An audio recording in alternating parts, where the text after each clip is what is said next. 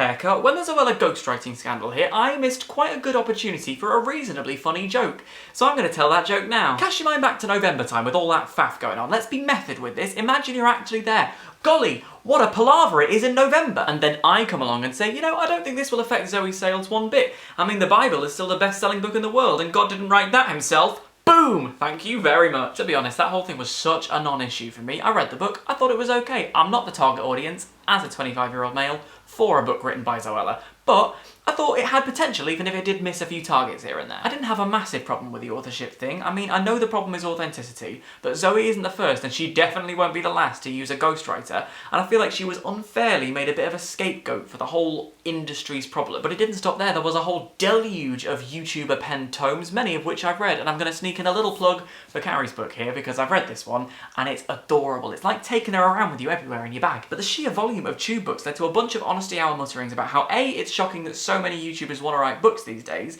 and B, there's so many of them, it really just feels like cashing in. Here's where I stand on this. Yes, there are a ton of YouTube books at the moment, and yes, you can say that the publishers are probably just cashing in on a hot new thing in an attempt to make some money. But first of all, that doesn't dictate the quality of the books, and second of all, why shouldn't they? If Girl Online becomes the fastest selling debut ever and makes Penguin a metric fuck ton of money, then wicked. Because two things will happen. Number one, Penguin can and will make that cash go back into their business and fund the next Booker Prize winning author. And number two, and this one is kind of important, it'll get a book into the hands of someone who might not otherwise have read stuff. We live in an age when a generation are growing up with the internet at their fingertips 24/7. And I love that.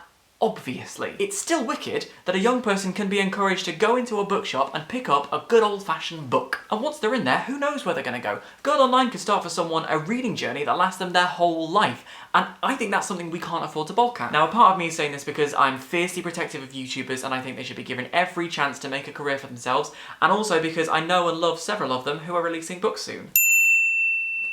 You're welcome. But also because I think books are ace, and I don't want people being cynical when people are given the opportunity to write them. Lord knows I'd like to write one myself one day, and I don't want to be accused of jumping on bandwagon. Let's just all stop being snobs, alright? Every book has value.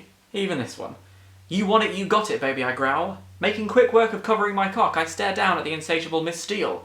I sure hope you're ready, I warn her, grabbing hold of her wrists and keeping them at her sides. With one swift move, I'm inside her. Ah, Christ, Anna, you're so ready. Ugh.